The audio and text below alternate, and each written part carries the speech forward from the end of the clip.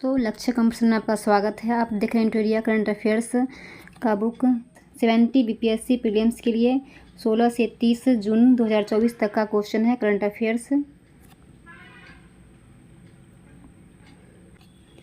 वैश्विक लैंगिक अंतराल रिपोर्ट 2024, स्रोत the Hindu. Global gender gap index 2024 संस्करण में भारत को 146 देशों में से 129वां स्थान दिया गया। मुख्य बिंदु: वर्ष 2024 में सभी 146 देशों के लिए वैश्विक जेंडर गैप स्कोर 68.5%, जो पिछले वर्ष की तुलना में 0.1% अंक का सुधार है।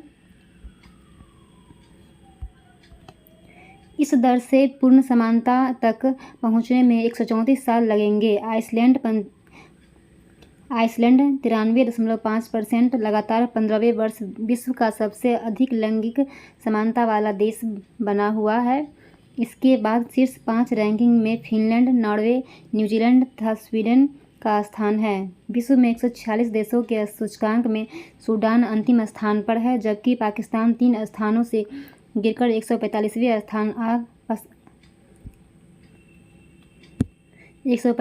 स्थान पर आ गया है।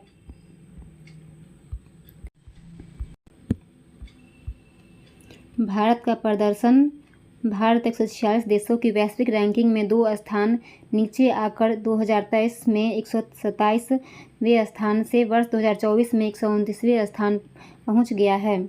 विभिन्न श्रेणियों में भारत की रैंकिंग: राजनीतिक सशक्तिकरण 65, आर्थिक भागीदारी और अवसर 142, शैक्षिक उपलब्धि 112, स्वास्थ्य और जीवन रक्षा 142। वैश्विक लैंगिक अंतराल रिपोर्ट: इसे विश्व आर्थिक मंच द्वारा जारी किया जाता है। यह 4 मुख्य आयामों में लैंगिक समानता का आकलन करता है: आर्थिक भागीदारी और अवसर, शैक्षिक उपलब्धि, स्वास्थ्य और उत्तरजीविता और राजनीतिक सशक्तिकरण। यह वर्ष 2006 में स्थापना के बाद के समय के साथ लैंगिक अंतरालों को समाप्त करने की दिशा में प्रगति को ट्रैक करता है।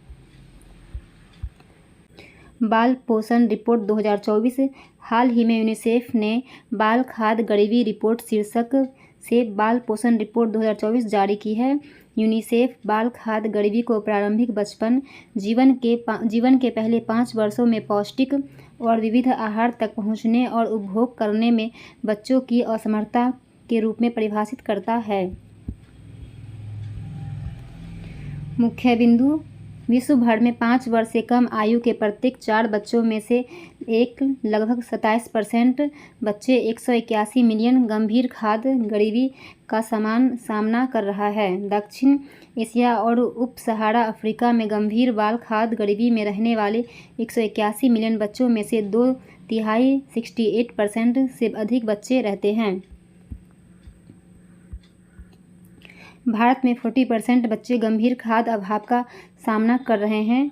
कारण: बढ़ती असमानताएं, संघर्ष और जलवायु संकट, साथ ही बढ़ती खाद्य कीमतें, अस्वास्थ्यकर खाद्य पदार्थों की अधिकता, हानिकारक खाद्य विपणन रणनीतियां और बच्चों का भोजन देखने की खराब प्रथाएं। प्रमुख सिफारिशें: बाल खाद्य गरीबी उन्मूलन को नीतिगत अनिवार्यता के रूप में स्थापित करना, पौष्टिक और स्वस्थ भोजन को छोटे बच्चे के लिए सबसे सुलभ, किफ़ायती और वांछनीय विकल्प बनाने के लिए खाद्य प्रणालियों में परिवर्तन लाना, CFP की गंभीरता का आकलन करने के लिए डेटा प्रणालियों को मजबूत करना।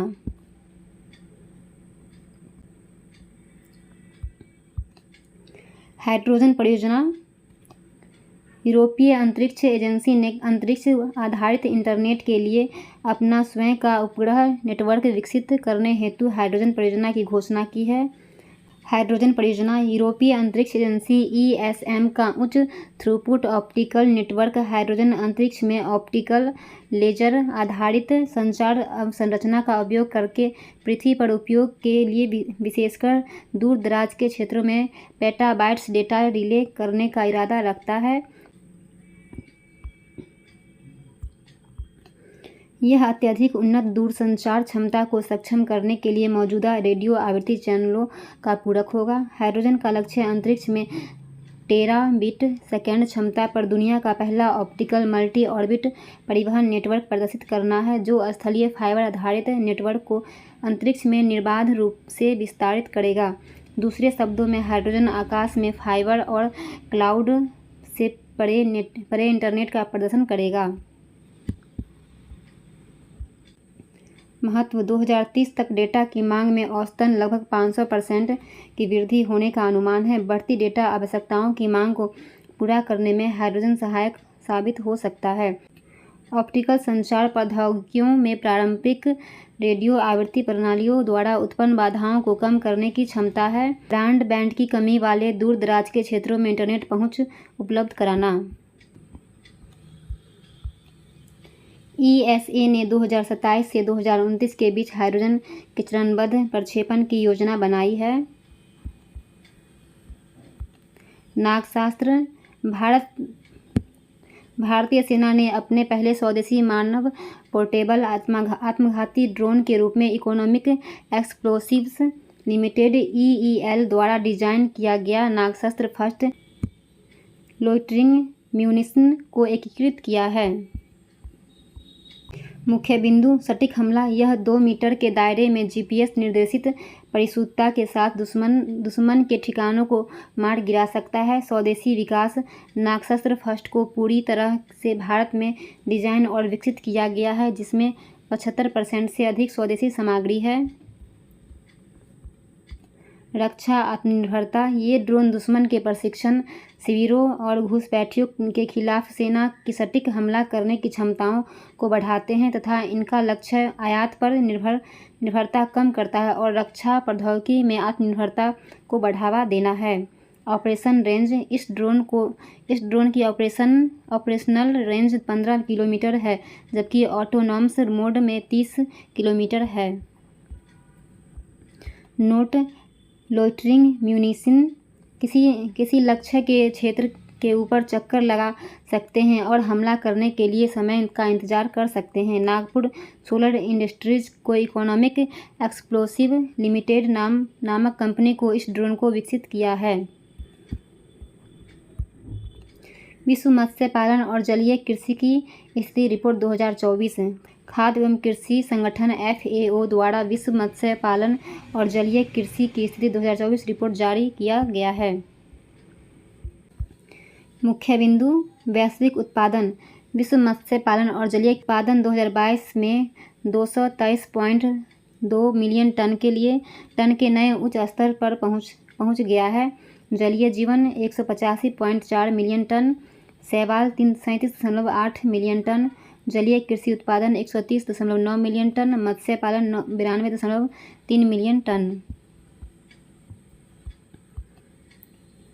क्षेत्रवार जलीय पशु उत्पादन: एशिया 70%, यूरोप 9%, लैटिन अमेरिका और कैरिबियन 9%, अफ्रीका 7%, उत्तरी अमेरिका 3% और ओसेनिया 1%। जलीय जीवों के मुख्य उत्पादक देश: चीन 36%, भारत 8%, इंडोनेशिया 7%। रोजगार: प्राथमिक उत्पादन में कार्यरत लोग 61.8 मिलियन। क्षेत्र के अनुसार श्रमिक मत्स्य पालन 54% और जलीय कृषि 36% और क्षेत्र निर्देशित नहीं 10%। भारत की स्थिति: भारत दुनिया का तीसरा सबसे बड़ा मछली उत्पादक देश है और चीन के बाद दूसरा सबसे बड़ा जलीय कृषि उत्पादक देश है। भारत की स्थिति: भारत दुनिया का तीसरा सबसे बड़ा मछली उत्पादक देश है और चीन के बाद दूसरा सबसे बड़ा जलीय कृषि उत्पादक देश है। मछली उत्पादन में चीन प्रथम स्थान पर तथा इंडोनेशिया दूसरे स्थान पर है। भारत में वित्त वर्ष 2022 से 23 में 175.45 लाख टन का रिकॉर्ड मछली उत्पादन किया है, जो वैश्विक उत्पादन का 8% है। यह देश के सकल मूल्यवर्धन GVA में लगभग 1.09% और कृषि GVM में 6.724% में अधिक का योगदान देता है। यह क्षेत्र देश में 28 मिलियन से अधिक लोगों की आजीविका का समर्थन करता है। विश्व मत्स्य पालन और जलीय कृषि की स्थिति सोफिया FAO की एक प्रमुख रिपोर्ट है जो वैश्विक मत्स्य स्टॉक की स्थिति और स्वास्थ्य के साथ साथ वैश्विक और क्षेत्रीय स्तर पर मत्स्य पालन और जलीय कृषि के रुझानों का विश्लेषण करती है। सार्वजनिक परीक्षा अनुचित साधनों की रोकथाम विधेयक 2024 सार्वजनिक परीक्षा अनुचित साधनों की रोकथाम विधेयक 2024 जिसमें सरकारी भर्ती परीक्षाओं में कदाचार और संगठित धोखाधड़ी के लिए 5 साल तक की कैद और 1 करोड़ रुपये तक की जुर्माने का प्रावधान है और को केंद्र सरकार ने 21 जून से लागू करने के लिए अधिसूचित किया है। प्रमुख प्रावधान इसमें न्यूनतम 3 साल की जेल अवधि का प्रावधान है जिसे बढ़ाकर 5 साल किया जा सकता है। इसमें शामिल व्यक्तियों के लिए 10 लाख तक का जुर्माना प्रावधान है। परीक्षा अधिकारियों या सेवा प्रदाताओं द्वारा संगठित अपराध करने पर न्यूनतम 5 साल और अधिकतम 10 साल की जेल होगी।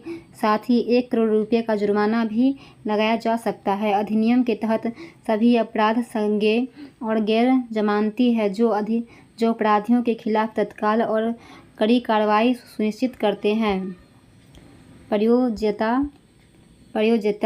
UPSC SSC RRB IBPS और NTA द्वारा आयोजित केंद्रीय भर्ती और प्रवेश परीक्षाओं को कवर करता है।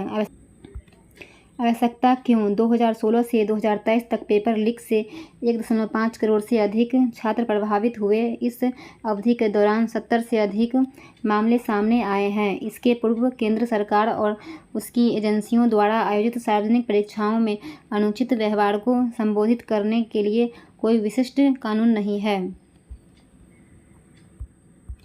रूस उत्तर कोरिया समझौता रूस के राष्ट्रपति व्लादिमीर पुतिन की हालिया प्योंगयांग यात्रा एक ऐतिहासिक समझौते के साथ संपन्न हुई। रूस और उत्तर कोरिया के बीच यदि दोनों में से कोई भी सशस्त्र आक्रमण का सामना करता है तो तत्काल सैन्य सहायता के लिए समझौता हुआ है।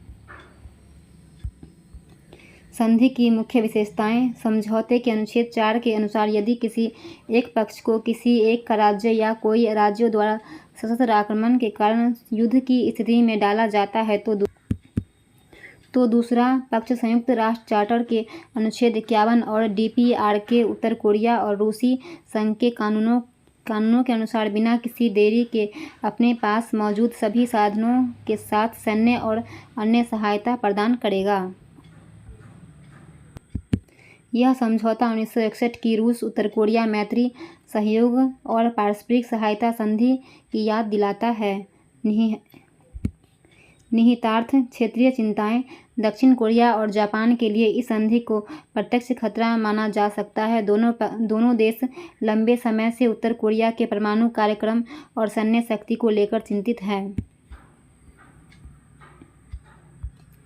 शक्ति संतुलन इसके जवाब में दक्षिण कोरिया और जापान दोनों संभवतः संयुक्त राज्य अमेरिका के साथ अपने गठबंधन को और मजबूत करेंगे। प्रोत्साहन यह समझौता अन्यत्र भी इसी तरह की साझेदारी को प्रोत्साहित कर सकता है, खासकर ईरान के साथ। चीन की दुविधा यह संधि एशिया में पश्चिम विरोधी ताकत को मजबूत करती है। चीन उत्तर कोरिया के साथ रूस के बढ़ते सैन्य सहयोग से सावधान रहेगा जो प्योंगयांग पर उसके लगभग अन्य भू राजनीतिक प्रभाव को कमजोर कर सकता है। ऊर्जा संक्रमण सूचकांक बिहार आर्थिक मंच द्वारा जारी वैश्विक ऊर्जा संक्रमण सूचकांक के अनुसार भारत को सूचकांक में शामिल 120 देशों में से 63वां स्थान मिला है। विगत वर्ष भारत 67वें स्थान पर था। मुख्य बिंदु रैंकिंग में यूरोपीय देश शीर्ष पर है, स्वीडन शीर्ष पर है, उसके बाद डेनमार्क, फिनलैंड, स्विट्जरलैंड और फ्रांस का स्थान है। विश्व आर्थिक मंच ने स्वच्छ ऊर्जा अवसंरचना में भारत द्वारा की गई प्रगति की सराहना की। जहां नवीकरणीय ऊर्जा और बायोमास इसकी विद्युत उत्पादन क्षमता का 42% हिस्सा है, जिससे भारत विश्व स्तर पर चौथा सबसे बड़ा नवीकरणीय बाजार बन गया है। भारत और चीन जैसे घनी आबादी वाले देशों सहित उभरते और विकासशील एशिया ने पिछले दशक में ऊर्जा संक्रमण सूचकांक स्कोर में 8% सुधार दिखाया है। 8 देशों ने वर्ष 2022 में शुद्ध शून्य उत्सर्जन हासिल किया, जिनमें Bhutan, Comoros, Gabon, Guyana, Madagascar, New Guinea, Panama और सूरीनाम शामिल है।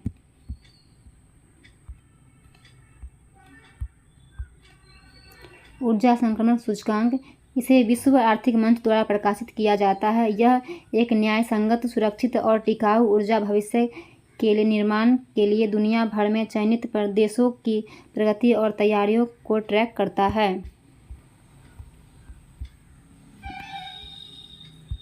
दुनिया में सबसे ऊंचे चिनाब रेल पुल पर सफल ट्रायल रन। हाल ही में भारतीय रेलवे ने जम्मू कश्मीर में दुनिया के सबसे ऊंचे रेलवे पुल चिनाब ब्रिज पर 8 कोच वाली MEMU ट्रेन के सफल ट्रायल रन के साथ ऐतिहासिक उपलब्धि हासिल की है। प्रमुख बिंदु: यह चिनाब नदी में 359 मीटर लगभग 1178 फीट की ऊंचाई पर स्थित है, जो पेरिस के एफिल टावर की ऊंचाई से लगभग 35 मीटर अधिक है। यह 1.3 किलोमीटर लंबा पुल जम्मू कश्मीर के रियासी जिले के बक्कल और कौड़ी के बीच स्थित है। यह उधमपुर श्रीनगर बारामुल्ला रेल लिंक परियोजना का हिस्सा है।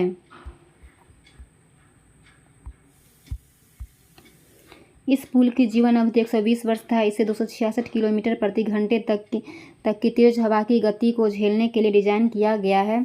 चिनाब नदी की उत्पत्ति हिमाचल प्रदेश के लाहौल और स्पीति जिलों में चंद्रा और भागा नदियों के संगम से होती है।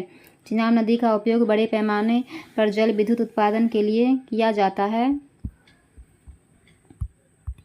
बगलिहार जल विद्युत परियोजना, सलाल एवं दुलहस्ती जल विद्युत परियोजना, रतले और पाकलदुल जल विद्युत संयंत्र, किरू और किश्तवाड़ जल विद्युत परियोजना, किरूल और किश्तवाड़ जल विद्युत परियोजना। इसकी कुल लंबाई लगभग 974 किलोमीटर है। जम्मू के पास झेलम नदी से मिलने के बाद चिनाब नदी सिंधु की सहायक नदी सतलुज में मिल जाती है। सहायक नदियाँ मियार नाला, सोहल, थिरोट, भूतनाला आदि। भारत और बांग्लादेश का संबंध। हाल ही में भारत ने बांग्लादेश में तीस्ता नदी के संरक्षण में अपनी रुचि का संकेत दिया है। बांग्लादेश की प्रधानमंत्री शेख हसीना 21 से 22 जून 2024 को भारत की राजकीय यात्रा में आई हुई थी। प्रमुख घोषणाएं: बांग्लादेश नागरिकों को इलाज के लिए ई-मेडिकल वीज़ा सुविधा, परिवहन सुविधा। भारत और भूटान सीमा पर गेंदे दर्शनों से चिलाहाटी हल्दीबाड़ी होते हुए हासीमारा तक डलगांव रेलहेड के माध्यम से मालगाड़ी सेवा। ऊर्जा सहयोग: कटिहार पार्वतीपुर बोरनगर के बीच 765 kV उच्च क्षमता वाले इंटरकनेक्शन कनेक्टिविटी।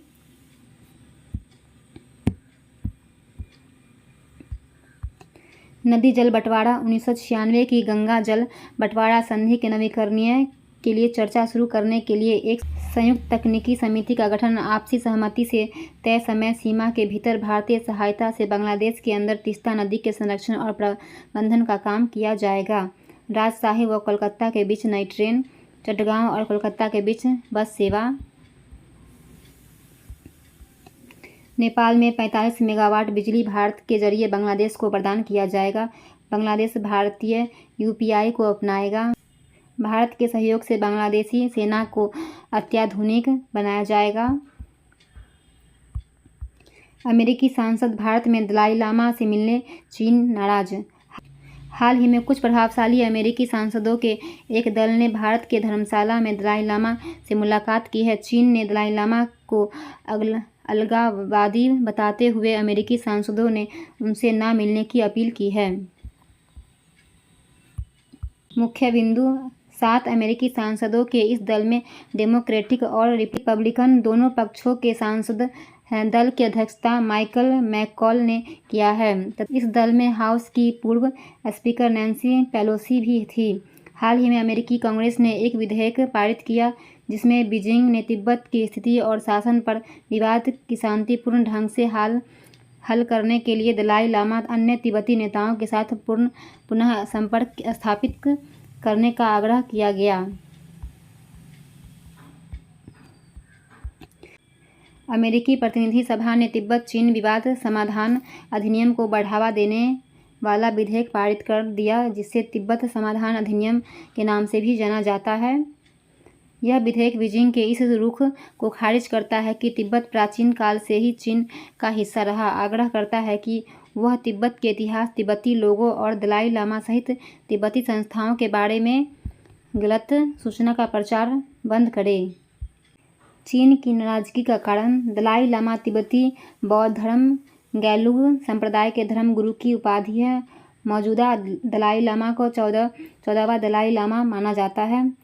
1959 में वह चीनी शासन के खिलाफ की गई एक बगावत के असफल होने के बाद हिमालय के रास्ते अपने अनुयायियों के साथ भारत आ गए थे। भारत ने उन्हें और कई तिब्बतियों को शरण दिया। उनका मुख्यालय हिमाचल प्रदेश के धर्मशाला में है। भारत सरकार आधिकारिक तौर पर तिब्बत को चीन का हिस्सा ही मानती है। चीन का मानना है कि दलाई लामा कोई विशुद्ध धार्मिक व्यक्ति नहीं है, बल्कि वे एक राजनीतिक निर्वासित व्यक्ति है जो धर्म की आड़ में चीन विरोधी अलगाववादी गतिविधियों में संलग्न है। आर्टिफिशियल इंटेलिजेंस तैयारी सूचकांक 2024 हाल ही में अंतर्राष्ट्रीय मुद्रा कोष द्वारा जारी 2024 के लिए कृत्रिम बुद्धिमत्ता तैयारी सूचकांक में कृत्रिम बुद्धिमत्ता को अपनाने और एकीकृत करने के लिए 174 देशों की तत्परता का मूल्यांकन किया गया है। मुख्य विशेषताएं, मूल्यांकन मानदंड। इसमें 4 प्रमुख क्षेत्र शामिल हैं: डिजिटल अवसंरचना, मानव पूंजी, श्रम बाजार नीतियाँ, नवाचार और आर्थिक एकीकरण, विनियमन और नैतिकता। देश वर्गीकरण सूचकांक देशों को 3 समूहों में वर्गीकृत करता है: उन्नत अर्थव्यवस्थाएं, उभरती बाजार अर्थव्यवस्थाएं और निम्न आय वाले देश। LIC शीर्ष प्रदर्शनकर्ता सिंगापुर, डेनमार्क और USA। भारत को 0.49 रेटिंग के साथ EM की श्रेणी में रखा गया है। कुल 174 देशों में भारत 72वें स्थान पर है, जबकि चीन 0.63, 31वें, श्रीलंका 0.43, 92 और बांग्लादेश 0.38, 113वें स्थान पर है। सरकार की पहल इंडिया AI मिशन। भारत में AI बनाना और भारत के लिए AI को कारगर बनाना के दृष्टिकोण को सफल बनाने के उद्देश्य से सरकार ने मार्च में 10,371.92 करोड़ रुपए के बजट परिव्यय के साथ इंडिया AI मिशन को मंजूरी दी थी। इंडिया AI मिशन का उद्देश्य AI नवाचारों को बढ़ावा देने के लिए एक व्यापक पारिस्थितिकी तंत्र स्थापित करना है। दूरसंचार अधिनियम 2023। हाल ही में केंद्र सरकार ने दूरसंचार अधिनियम 2023 की धारा 1210 से 30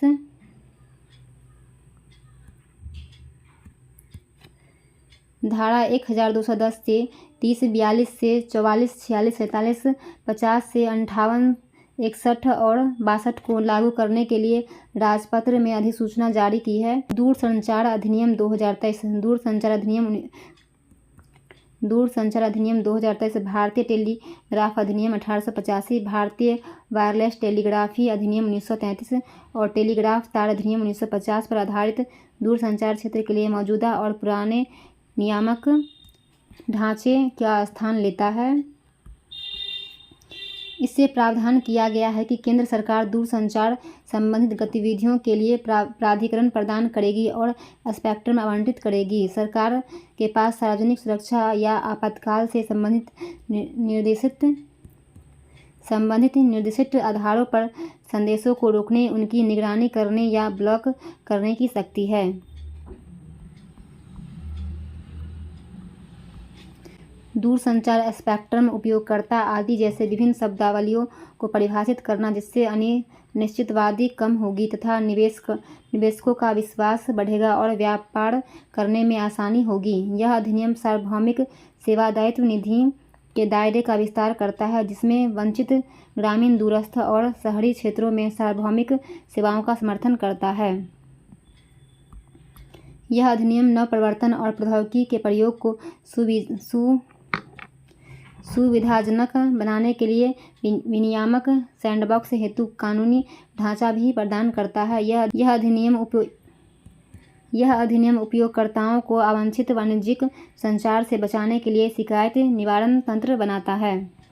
विशेषताएं: इसमें नियमों के उल्लंघन तथा अपराध के आधार पर 3 साल तक की जेल तथा 50 लाख तक के जुर्माने का प्रावधान है। एक पहचान पत्र पर 9 से ज़्यादा सिम कार्ड होने पर 50,000 का जुर्माना, दोबारा यही काम करने पर 2 लाख रुपये तक का जुर्माना पर लगाने का प्रावधान है। विश्व ड्रग रिपोर्ट 2024। संयुक्त राष्ट्र मादक पदार्थ एवं अपराध कार्यालय UNODC ने विश्व मादक पदार्थ दिवस पर रिपोर्ट जारी की है। रिपोर्ट के मुख्य बिंदु: 2022 में नशीली दवाओं का उपयोग करने वाले लोगों की संख्या बढ़कर 292 मिलियन हो गई है, जो 10 वर्षों में 20% की वृद्धि हुई है। नशीली दवाओं का उत्पादन और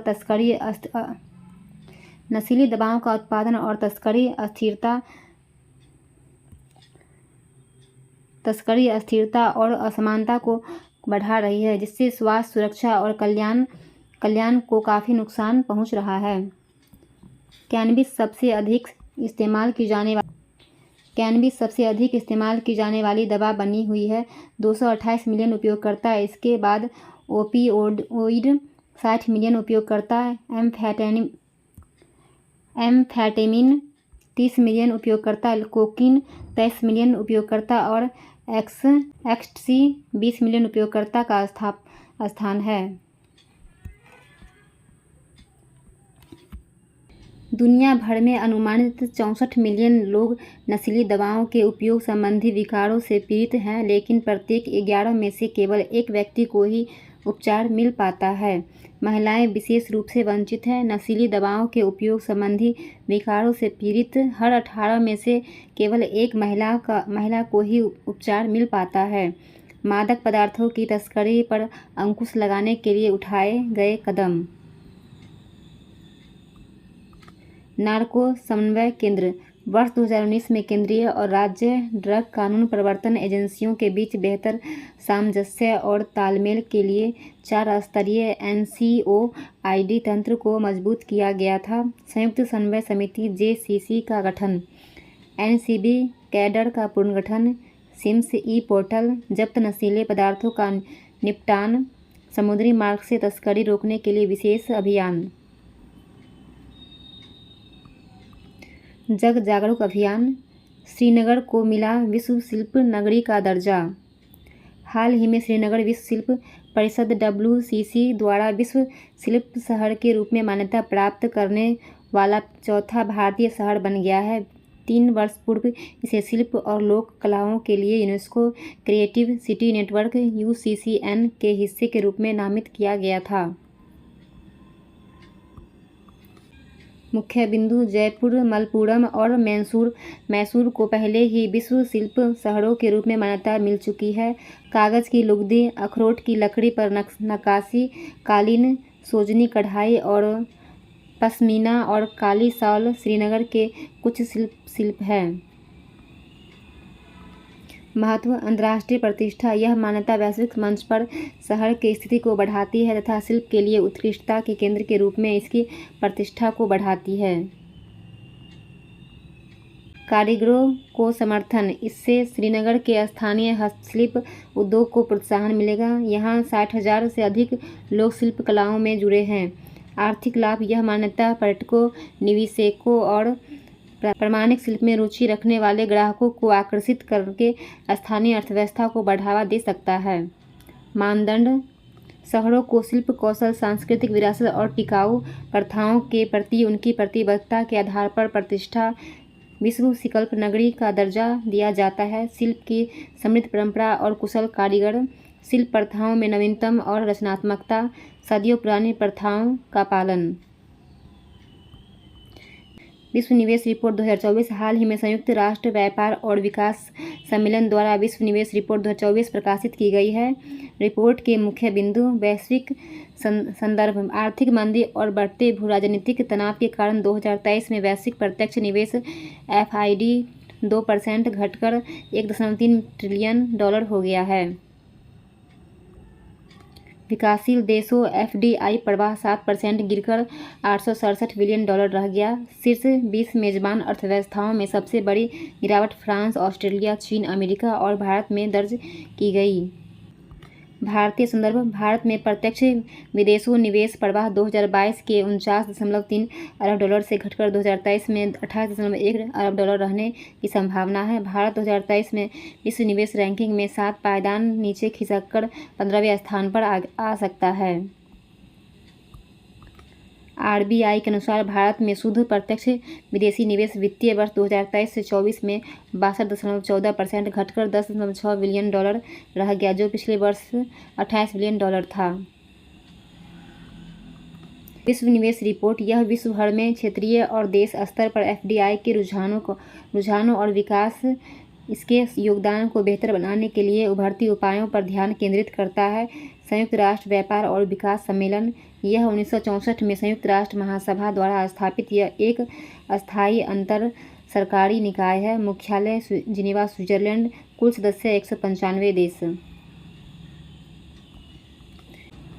डाकघर अधिनियम 2023। डाकघर अधिनियम 2023 का कार्यान्वयन 18 जून 2024 से प्रभावी होगा। इसके अधिनियम का उद्देश्य भारतीय डाकघर अधिनियम 1898 को रद्द करना और भारत में डाकघरों से संबंधित कानूनों को समेकित और संशोधित करना था। मुख्य विशेषताएं। इस अधिनियम का उद्देश्य नागरिक केंद्रित सेवाओं, बैंकिंग सेवाओं और सरकारी योजनाओं के लाभों को अंतिम छोर पहुंचाने के लिए एक सरल विधायी ढांचा तैयार करना है। यह अधिनियम व्यवसाय करने में आसानी और जीवन यापन में आसानी बढ़ाने के लिए पत्रों के संग्रहण, प्रसंस्करण और वितरण के विशेषाधिकार जैसे प्रावधानों को समाप्त कर देता है। अधिनियम में कोई दंडात्मक प्रावधान निर्धारित नहीं किया गया है। यह वस्तुओं के पता पहचानकर्ताओं और पोस्ट कोड के उपयोग के लिए मानक निर्धारित करने हेतु एक रूपरेखा प्रदान करता है। डाक सेवाएं संविधान की संसूची के अंतर्गत आती है। विश्व का पहला एशियन किंग वल्चर संरक्षण केंद्र। उत्तर प्रदेश के महाराजगंज में गिद्धों की एशियन किंग प्रजाति के लिए दुनिया का पहला संरक्षण और प्रजनन तंत्र केंद्र स्थापित किया जाएगा। मुख्य केंद्र का नाम जटायु संरक्षण और प्रजनन केंद्र है। यह केंद्र लुप्तप्राय प्रजातियों की आबादी में सुधार करेगा, जो वर्ष 2007 से अंतर्राष्ट्रीय प्रकृति संरक्षण संघ की लुप्तप्राय सूची में दर्ज है। एशियाई किंग गिद्ध। एशियाई राज गिद्ध को लाल सिर वाले गिद्ध के नाम से भी जाना जाता है। ये गिद्ध पूरे भारत में पाए जाते हैं। हालांकि एशियन किंग गिद्ध आवासों के नष्ट होने और घरेलू पशुओं में डाइक्लोफेनाक दवा के अत्यधिक उपयोग के कारण खतरे में है। संरक्षण स्थिति। IUCN रेड लिस्ट गंभीर रूप से संकटग्रस्त है। वन्यजीव संरक्षण अधिनियम 1972 अनुसूची 1 संरक्षण केंद्र का लक्ष्य गिद्धों के अच्छे स्वास्थ्य को सुनिश्चित करना और उनकी आबादी बढ़ाना है। ग्लोबल लिवेबिलिटी इंडेक्स 2024 से इकोनॉमिस्ट इंटेलिजेंस यूनिट ने वैश्विक स्तर पर 173 शहरों का मूल्यांकन करते हुए अपना ग्लोबल लिवेबिलिटी इंडेक्स प्रकाशित किया है। मुख्य बिंदु। 173 शहरों में समग्र लिवेबिलिटी स्कोर में मामूली सुधार हुआ है। औसत स्कोर 100 में से 76.1 तक बढ़ाया गया है, जो दुनिया भर में शहरी निवासियों के लिए जीवन की गुणवत्ता में मामूली वृद्धि दर्शाता है। लगातार 3 वर्ष वियना ने रैंकिंग में शीर्ष स्थान प्राप्त किया। कोपेनहेगन डेनमार्क द्वितीय स्थान था। ज्यूरिख स्विट्जरलैंड तृतीय स्थान प्राप्त किया। भारतीय शहर। रिपोर्ट में 5 भारतीय शहरों को शामिल किया गया। दिल्ली और मुंबई 100 में से 60.2 अंकों के साथ 141वें स्थान पर है। सबसे कम रहने योग्य शहर मुख्य रूप से उप सहारा अफ्रीका और मध्य पूर्व और उत्तरी अफ्रीका क्षेत्र में है।